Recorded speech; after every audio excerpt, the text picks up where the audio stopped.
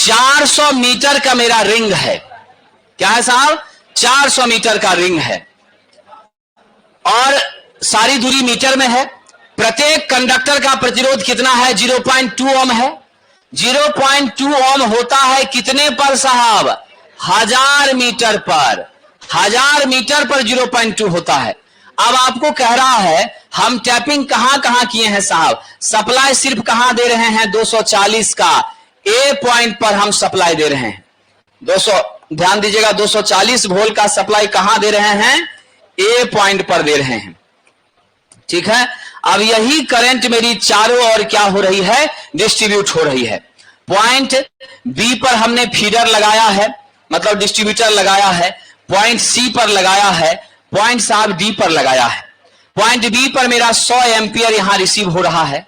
Point सी पर मेरा 70 ampere receive हो रहा है। पॉइंट डी पर मेरा 50 एम्पियर रिसीव हो रहा है। यहां से हम आगे बढ़ते हैं तो कितना साहब? 70। यानी आप जरा गौर करिएगा, यहां से यहां जब आएंगे तो मेरा 70 एम्पियर की करंट का क्या हो रहा है साहब? यहां जो करंट आ रही है तो ये 70 हमारा क्या हो रहा है? गैप। यहां 90 का गैप, यहां पर 80 का गैप, यहां 60 का गैप। 9 7 16 और 16 8 24 240 नहीं 340 और 60 कितना हो जाएगा? 400। तो टोटल डिस्टेंस 400 मेरा डिस्ट्रीब्यूट हो गया, बंटवारा हो गया। अब इसमें हम लोगों को करना क्या है? ये क्वेश्चन देख करके बहुत भारी लगता है, लेकिन बहुत आसानी से ये क्वेश्चन बन जाएगा विद्यार्थी। आइए जरा हम लोग देखते हैं कैसे करना है, क्या करना है। तो हम सब लोग जानते हैं किरचॉफ्स वोल्टेज लॉ क्या कहता है। ये कहता है summation of voltage in a loop must be equal to 0। जितना वोल्टेज सप्लाई करते हैं उतना ही अलग अलग हिस्सों में क्या होता है? खर्च होता है। यानी supply voltage equal to voltage drop, voltage loss होता है। Concept clear? अब जरा आइए साहब, अब यहां पर हम लोगों को देखना है कि हमारे पूरे लूप में वोल्टेज का ड्रॉप का मान क्या होगा? 0 होगा। तो हम जरा उसी को कैलकुलेट कर लेते हैं, आराम से हमारी करंट मिल जाएगी। क्वेश्चन ने कहा है एडी ब्रांच में धारा निकालिए, यानी ए से लेकर के साहब कहां तक डी, इस वाले ब्रांच में आपकी करंट का मान कितना है वो निकालने के लिए कह रहा है। सबसे पहले विद्यार्थी आप सब जानते हैं हमारा जो मैग्नीट्यूड होगा, देखिए हम क्या करेंगे। सबसे आसान है साहब, यहां पर कितना ड्रॉप हुआ? 70 गुना आई। ये मेरा 70, यहां आई 70 गुना आई। ठीक है, तो चलिए हम अगले पेज में आपको लिखते हैं। सबसे पहले मेरा क्या है? 70 आई, वोल्टेज आपका उतने दूरी का। दूसरा देखिए आपका क्या होगा साहब? अब 70 में से मेरा 50 माइनस हो गया, 70 और ये 90। तो 90 के लिए हम जब जाएंगे तो उसमें से कितना करंट घट गया? जितना करंट ये होगा, वोल्टेज होगा, उसमें से 50 माइनस हो जाएगा। हाँ, माइनस हो जाएगा। यानी अब हम क्या करेंगे साहब? 70 आई, अब प्लस आप करिएगा 90 इंटू आई माइनस 50। फिर अगला में आइए साहब, जस्ट अ सेकेंड। अगला में आपका कितना हो रहा है? 80 हो रहा है। अब चलिए जरा प्लस, फिर हम क्या करेंगे? 80 इंटू आई माइनस, अब जरा गौर कीजिएगा, 50 इधर गया, 70 इधर गया, 7 5 12, 120 अब माइनस होगा। तो क्या माइनस हो जाएगा? 80 माइनस 120 प्लस। फिर आइए अगला डिस्टेंस आपका कितना है? अगला आपका 60 है, लेकिन 60 में 50 70 100, यानी आपका कितना हो गया? 120 प्लस 100 220 माइनस होगा। यानी अब आप जो जोड़िएगा 60 इंटू आई माइनस 220 बराबर विद्यार्थी जी 0। यही ना हमारा सिस्टम है। अब चलिए टोटल लूप का जब 0 हो गया तो आइए जरा कैलकुलेट करते हैं, सबको मेंशन कीजिए। 70 आई प्लस क्या होगा? 90 आई इंटू 50, तो हम यार 90 आई लिख दें। अब माइनस 9 5 4500 होगा, लिख दीजिए। प्लस आपका 80 आई माइनस 12 96 9600 प्लस 60 आई, अब माइनस क्या हो जाएगा? 13200 बराबर 0। सब आई को एक साथ करिए विद्यार्थी जी। टोटल आई कितना होगा? 70 आई प्लस 90 आई प्लस 80 आई प्लस 60 आई, अब बराबर बताइए 4500 प्लस कितना? 9600 प्लस कितना? 13200। अभी टोटल जोड़िए कितना हो रहा है? 814 और 9 7 16, तो 160 300 आई हो गया। 300 आई बराबर क्या मिल गया? इधर आपका मिल जाएगा 27000 300 हो जाएगा। कितना हो जाएगा? 27,300। अब आइए साहब, आई का मान निकाल लीजिए। 27,300 आप बटा क्या कर दीजिए 300, सिंप्लीफाई करिए, कितना आया? 91 एम्पियर आया। यानी हम लोगों को सिर्फ क्या करना है विद्यार्थी जी, जो आपका लूप का मेरा वोल्टेज है उसको क्या कर देना है? जीरो कर देना है। लूप के वोल्टेज को जीरो कर देना है। तो यहां से आए 70 आई, फिर प्लस में 90 इंटू आई माइनस 50, फिर आपका क्या हो गया 80 इंटू आई 70 प्लस 50 यानी आई माइनस 120, ऊपर गए तो 60 इंटू आई माइनस 220, क्योंकि टोटल करंट जो वही ना बट रही है हर जगह, इसलिए आपका उत्तर क्या हो गया? बी नंबर हो गया विद्यार्थी।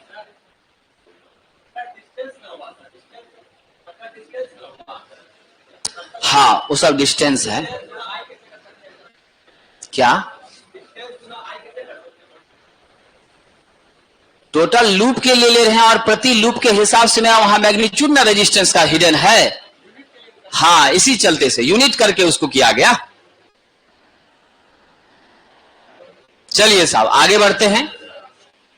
केबल में जोड़ लगाने के लिए आम बिजली प्रयोजन, इलेक्ट्रॉनिक और रेडियो प्रयोजन। आप सब जानते हैं जब भी हम सोल्डरिंग करते हैं साथियों, तो सोल्डरिंग आपका क्या है? कच्चा जोड़ है। सोल्डरिंग के लिए मेरा टेम्परेचर क्या होता है? 450 डिग्री सेल्सियस से कम होता है। नॉर्मली 90 से लेकर के 250 डिग्री सेल्सियस तक ही हम इलेक्ट्रिकल इंसुलेशन करने का काम करते हैं सभी इलेक्ट्रॉनिक कंपोनेंट वगैरह में। अब सोल्डरिंग करने के लिए तो आपको सोल्डर चाहिए, लेकिन साहब सोल्डर के अलावे आपको किसकी जरूरत पड़ती है? फ्लक्स की। ये फ्लक्स क्या करता है? ये फ्लक्स हमारे सोल्डर को पिघलने में मदद करता है, ऑक्सीडेशन होने से रोकता है, सतह को साफ करता है, जंग लगने नहीं देता है। तो हम लोग फ्लक्स के रूप में विशेष रूप से किसका प्रयोग करते हैं? रेजिन का। यह रेजिन कहां से प्राप्त होता है साहब? आपका चीड़ और कौन? देवदार के पेड़ से। समझ गए साहब? किससे?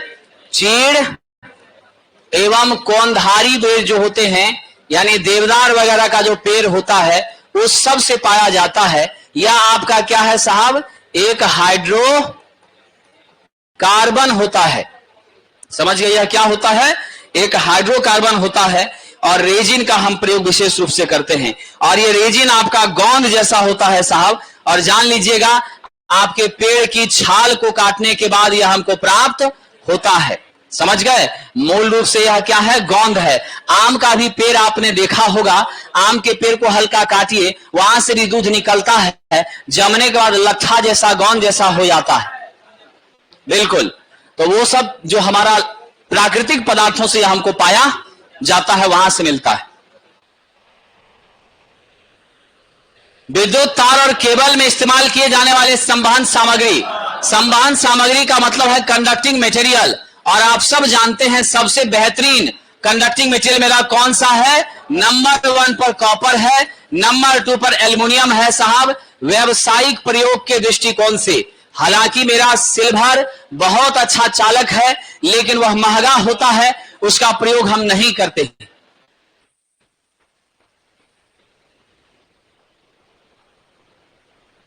चलिए आगे बढ़ें। कम विभव पर शक्ति उत्पादन और उसका वितरण रेडियल से करते हैं। रेडियल में आपका एक ही फीडर है हमारा, और उसी फीडर से हमने क्या किया है? अलग अलग डिस्ट्रीब्यूटर को प्रदान करने का काम किया है। और ये व्यवस्था हम अपने नजदीक के क्षेत्रों में ही करने का काम करते हैं, क्योंकि इस फीडर की यह समस्या होती है, जैसे जैसे दूरी बढ़ती है वोल्टेज ड्रॉप बढ़ता है, और सबसे अंतिम छोर पर जो कंज्यूमर है उसको बिजली सही से मिल नहीं पाता है। इसलिए सही उत्तर इसका क्या है साहब? रेडियल है। हम लोग ज्यादा अच्छा सिस्टम किसको मानते हैं विद्यार्थी जी? अंतर संयोजित, इंटरकनेक्टेड। इंटरकनेक्टेड में क्या होता है? अगर आपकी लोड बढ़ती है तो हम इस प्लांट से मैनेज नहीं हो रहा है, उधर से लेके कर देते हैं। इस साइड फॉल्ट हुआ है, उधर से सप्लाई हम सेट कर देते हैं, तो वो आपकी ज्यादा व्यवस्थित और नई टेक्नोलॉजी के आधार पर संचालित हो रही है साहब। रिंग मैन में क्या है? तो चारों तरफ हम सप्लाई को सेट कर सकते हैं, इसलिए डबल व्यवस्था जरूर होनी चाहिए विषम परिस्थितियों के लिए। भारत में ज्यादातर ट्रांसमिशन वोल्टेज कैसे की जाती है? ओवरहेड में की जाती है। कैसे की जाती है साहब? ओवरहेड में की जाती है। ये ध्यान रखिएगा। अंडरग्राउंड केबल बहुत महंगा पड़ता है साहब जी, और नॉर्मली हम लोग अंडरग्राउंड सिस्टम में 66 केवी से ऊपर जाना संभव नहीं होता है। हालांकि अब हम लोगों ने 132 तक काम किया है, लेकिन जैसे जैसे तकनीक बदल रही है हम लोग ओवरहेड में अब HVDC का प्रयोग करना शुरू कर दिए हैं। HVDC का प्रयोग करने से हमारी साहब corona loss, proximity effect, skin effect ये सब भी घट गया। हमारे कंडक्टर की संख्या भी कम हुई, टावर्स का कॉस्टिंग भी हमको मिनिमम लगने लगा, हमारी सिस्टम की इफिशिएंसी काफी बढ़ी। इसीलिए हम लोग इसका प्रयोग करते हैं साहब। उच्च वोल्टेज को DC में बदलने के लिए कौन सा यंत्र इस्तेमाल करते हैं HVDC में? Mercury arc rectifier. क्या यूज करते हैं? Mercury arc rectifier. और दोबारा AC में बदलने के लिए डिस्ट्रीब्यूशन में वहां फिर क्या करते हैं? थायरेट्रॉन का करते हैं। इसका यूज करते हैं थायरेट्रॉन का। ये दोनों पावर इलेक्ट्रॉनिक्स का कंपोनेंट है। इलेक्ट्रॉनिक्स के सिद्धांत पर काम तो करती है, लेकिन यह हाई पावर और लो फ्रीक्वेंसी पे संचालित होती हैं। और इसका जो फ्रीक्वेंसी होता है वो पावर फ्रीक्वेंसी होता है। पावर फ्रीक्वेंसी का रेंज किसको किसको मालूम है? बिल्कुल साथियों याद रखिएगा, पावर फ्रीक्वेंसी का जो रेंज होता है वो 25 हर्ट्ज से लेकर 400 हर्ट्ज के बीच होता है। हम इलेक्ट्रिकल सिस्टम का इस्तेमाल इसी पर सामान्य रूप से किया करते हैं। चलिए आगे बढ़े विद्यार्थी जी। कह रहा कोरोना प्रभाव को कैसे कम कीजिएगा? तो आप देख रहे हैं कि चारों ओर एयर का आयोनाइजेशन होना, हिसिंग साउंड होना, ये आपकी बैगनी कलर की वायलेंट ग्लो होना, ये सब चीजें जो हमारी होती हैं ये कोरोना का क्या है? लक्षण है साहब। तो अब जरा आइए, हम कोरोना के बारे में आपने एक चीज जाना है, जब मनुष्य कोरोना से पीड़ित था तब क्या बातें साहब हो रही थी, याद है आप लोगों को? 2 गज की दूरी, मास्क है जरूरी। जब दूरी बढ़ती है तो निश्चित रूप से आपका क्या होता है? एयर गैप बढ़ता है। एयर गैप बढ़ता है तो चारों ओर जो एयर आयोनाइज हुई है वो डिस्टेंस मेंटेन करती है, जिसके कारण आपका ये सब घटना नहीं घटता है। तो सबसे सुटेबल आंसर मेरा कौन सा है? कंडक्टर और ACSR कंडक्टर के बीच उचित अंतराल मेंटेन करके, दोनों के बीच दूरी को बढ़ा करके हम कोरोना को क्या करते हैं? कम कर सकते हैं। बाकी बंडल्ड कंडक्टर का भी प्रयोग करके कोरोना को कम से कम करने का प्रयास किया जाता है, यह ध्यान रखिएगा। रुखरा खुरदुरा सतह रहता है, मौसम आपकी नम रहती है, कोरोना ज्यादा होता है। एक बात याद रखिएगा साथियों, जब मूसलाधार बारिश होती है तो कोरोना पर बहुत विशेष असर नहीं पड़ता, लेकिन वो बारिश जो 5 दिन 6 दिन 1 सप्ताह तक हल्की हल्की गीत गाते हुए हो रही है, उसमें कोरोना आपकी ज्यादा हो जाती है। विद्युत शक्ति के संचरण और वितरण के लिए किस पदार्थ का उपयोग नहीं किया जाता साहब? तांबा कर सकते हैं, एल्युमिनियम स्टील तो निश्चित करते हैं, तभी तो ACSR बनाते हैं साहब। टंगस्टन का प्रयोग हम लोग फिलामेंट में करते हैं। इसका मेल्टिंग पॉइंट आप जानते हैं 3370 होता है, 3370 डिग्री सेल्सियस के आसपास होता है। यह हीट कम और लाइट ज्यादा देता है। यह किसी भी तरह से साहब बहुत ही क्या है, ये हाई रजिस्टिव एलिमेंट है। यह बिल्कुल भी आपका चालक तार के रूप में उपयोग करने लायक नहीं है साथियों। इसलिए राइट आंसर आपका क्या हो जाएगा? C नंबर हो जाएगा। चलिए साहब आगे बढ़ें। थर्मल पावर प्लांट में इकोनोमाइजर साथियों, नाम ही है इसका मितोपयोजक, सस्ता कर देता है। क्या करता है साहब? तो हमारे बॉयलर से जो हीट निकला, उस हीट को हमने किसे प्रदान किया साहब? टरबाइन को। जो आपकी हीट के साथ जो हमारी उष्मा जो उत्पन्न हुई, उसने पानी को भाप में बदला। वो भाप को हाई प्रेशर पर हम किससे टकराते हैं? टरबाइन से। टरबाइन से टकराने के बाद भाप ने टरबाइन को घुमा दिया। उसके बाद वही भाप, हॉट भाप आपके कंडेंसर में जाती है, कूलिंग टावर से होते हुए फीड वाटर पंप के द्वारा कहां पहुंचती है साहब? आपके इकोनोमाइजर में आती है। इकोनोमाइजर में सुपर हीटर को बाईपास करते हुए जो हॉट फ्लेम फ्लू गैस था वो इकोनोमाइजर से पास करके निकलती है। मैंने आपसे कहा था बाबा धाम की तरह ऐसे ऐसे इसका स्ट्रक्चर होता है। एक ही कम दूरी में आपको 6 घंटा लग जाएगा पहुंचने में। तो इतना ज्यादा जो इसका ट्रेवल होता है और चारों तरफ से आपको फ्लू गैस आ रहा है, तो अंदर की पानी आपकी क्या होती है, गर्म हो जाती है। और फिर उस गर्म पानी को वापस कहां भेजते हैं, बॉयलर में। तो बिल्कुल ठंडा पानी बॉयलर में दीजिए तब ज्यादा ईंधन लग रहा था, हल्का गर्म होके तब दीजिएगा तो कम ईंधन। तो साहब मेरा इकोनोमाइजर 10 से 15% क्या करता है, ईंधन की बचत करता है। क्या करता है, ईंधन की बचत करता है, इसीलिए इकोनोमाइजर कहते हैं। बाकी मेरे बॉयलर की इफिशियंसी को साहब 6 से 10% बढ़ा देता है। तो इसीलिए इसका संस्कार जो है वह सस्ते में काम करवाने का है, इसलिए इसका नाम भी क्या है, इकोनोमाइजर। तो यह क्या किया साहब, बताइए जरा, फ्लो गैस से उष्मा निकालना और बॉयलर फीड पानी को पहले से गर्म कर देना और तब बॉयलर में भेजना, यह इसका मुख्य काम है साथियों। पानी को ठंडा करने के लिए कूलिंग टावर का प्रयोग हम लोग करते हैं, जिसपे ठंडे पानी का फव्वारा भाप पर डालने का काम करते हैं साहब। चलिए आगे बढ़े विद्यार्थी जी। चलिए अगला प्रश्न देखते हैं। कह रहा जीसीआर गैस कूल्ड रिएक्टर, अच्छा प्रश्न है, कई बार परीक्षाओं में पूछा गया है। विद्यार्थी जी जीसीआर के बारे में जरा समझ लीजिएगा। हम लोग मॉडरेटर को हिंदी में क्या कहते हैं, मंदक कहते हैं साहब। ये मंदक का काम क्या है, इसका काम है न्यूट्रॉन की गति को धीमा करना। क्या करना साहब, स्लो करना। क्यों, क्योंकि आप कैसा अभिक्रिया कर रहे हैं, नियंत्रित श्रृंखला विखंडन अभिक्रिया कर रहे हैं। क्या कर रहे हैं आप, कंट्रोल्ड श्रृंखला विखंडन अभिक्रिया कर रहे हैं, और तब जाकर के आपको यहां पर ऊर्जा क्या हो रही है, प्राप्त हो रही है। तो ऐसी परिस्थिति में हमको न्यूट्रॉन को क्या करना है, निश्चित रूप से साहब स्लो करना है, धीमा करना है। तो हम लोग नॉर्मली किसका प्रयोग करते हैं, निश्चित रूप से ग्रेफाइट का करते हैं, हैवी वाटर D2O का करते हैं, लेकिन जीसीआर में सिर्फ किसका इस्तेमाल किया जाता है, ग्रेफाइट का। जीसीआर का पूरा नाम गैस कूल्ड रेक्टिफायर है, यहां सिर्फ और सिर्फ ग्रेफाइट का प्रयोग किया जाता है। बेरिलियम हो गया, ठीक है ना, मंदक के रूप में बेरिलियम, भारी वाटर, ठीक है, आपका ग्रेफाइट, कार्बनिक द्रव्य, इन सभी का प्रयोग किया जाता है। चलिए सरकार आगे बढ़ें। 1000 वाट 230 वोल्ट की केतली को 15 एम्पियर प्लग सर्किट से जोड़ा गया है। संयोजक केबल भी 15 एम्पियर धारा वहन कर रहा है। उपकरण के लिए सुरक्षा फ्यूज का मान बताइए।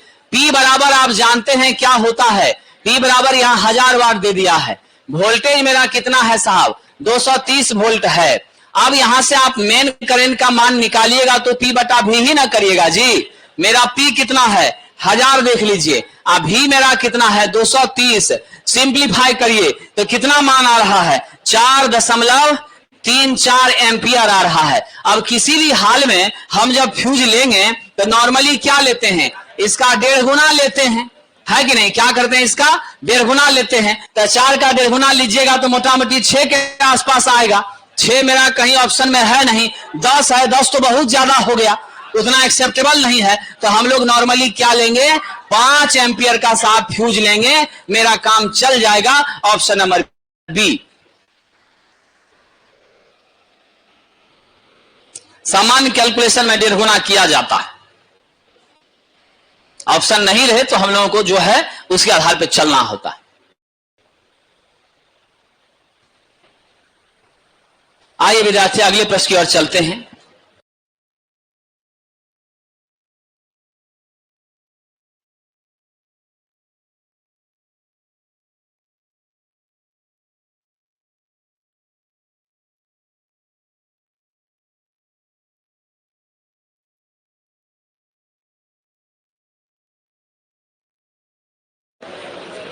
आइए साहब, 1000 वाट का हीटर प्रतिदिन 4 घंटा प्रयोग में लिया जा रहा है। 35 पैसा यूनिट है, इतना सस्ता बिजली मिले तो क्या कहना। 35 पैसा यूनिट की दर से 30 दिन का बिल क्या होगा। साहब जी आप एनर्जी के बारे में जानते हैं, पावर गुना टाइम गुना देर, अब बटा क्या हो जाता है 1000, तो क्या मिलता है, किलोवाट आवर। क्या हो जाता है 1000, तो kWh मिलता है। जल्दी से बताइए विद्यार्थी जी, पावर आपके पास कितना है 1000। कितना घंटा चल रहा है 4 घंटा। कितना दिन चल रहा है साहब 30 दिन चल रहा है। आप बटा कर दीजिए 1000, हजार कट गया 120 आपका क्या हो गया kWh, यानी 120 यूनिट, यानी यूनिट का मान हो गया 120। अब आइए साहब यूनिट हो गया 120। अब बिल पर आइए, बिल क्या होता है साहब 35 पैसा यूनिट है, तो 120 गुना 0.35 करिए, बताइए कितना होगा। आपका मात्र रुपया 42 आ रहा है। ऑप्शन में कहीं 42 है नहीं, इसलिए उत्तर क्या लेंगे डी नंबर लेंगे।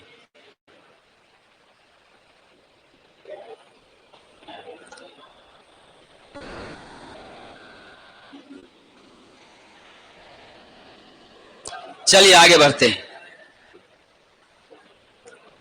अगला प्रश्न, गीजर का भीतरी और बाहरी टैंक के बीच में साहब जी क्या लगाते हैं ग्लास उल। इसमें क्या लगेगा ग्लास उल लगेगा।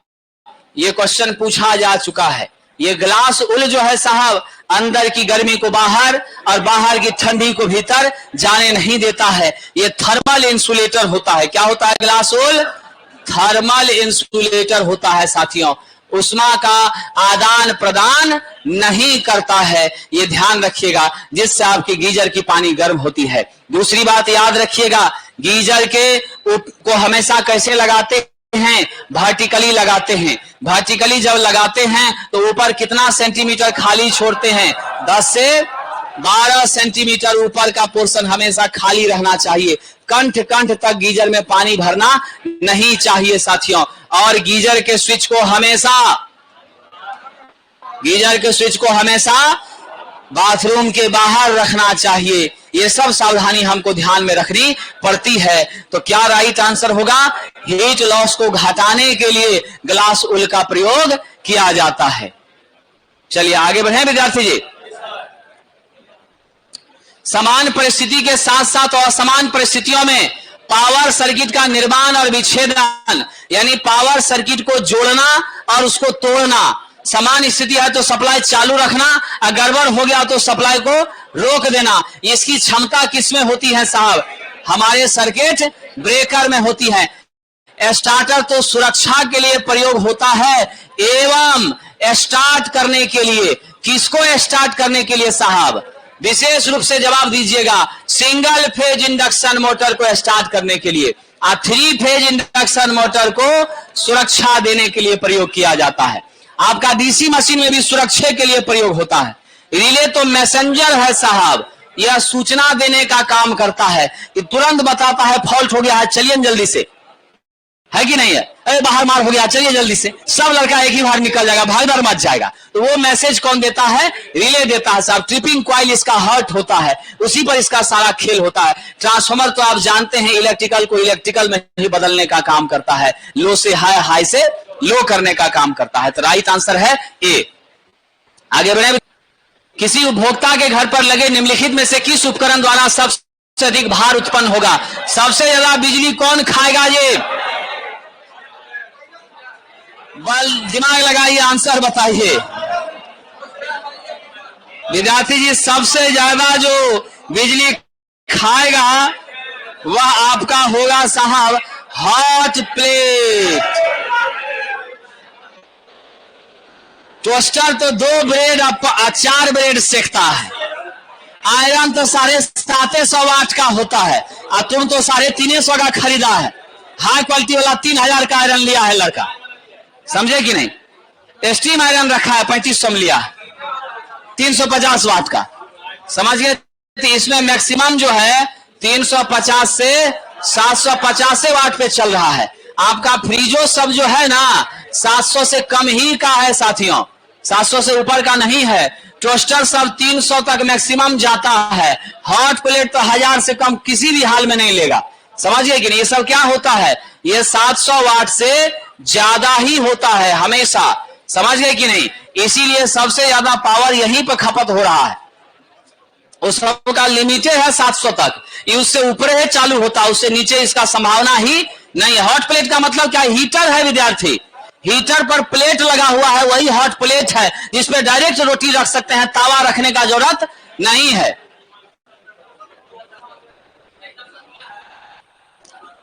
सर्किट ब्रेकर में शॉर्ट सर्किट की अवस्था में ट्रिपिंग के लिए कौन सी युक्ति प्रयोग की जाती है?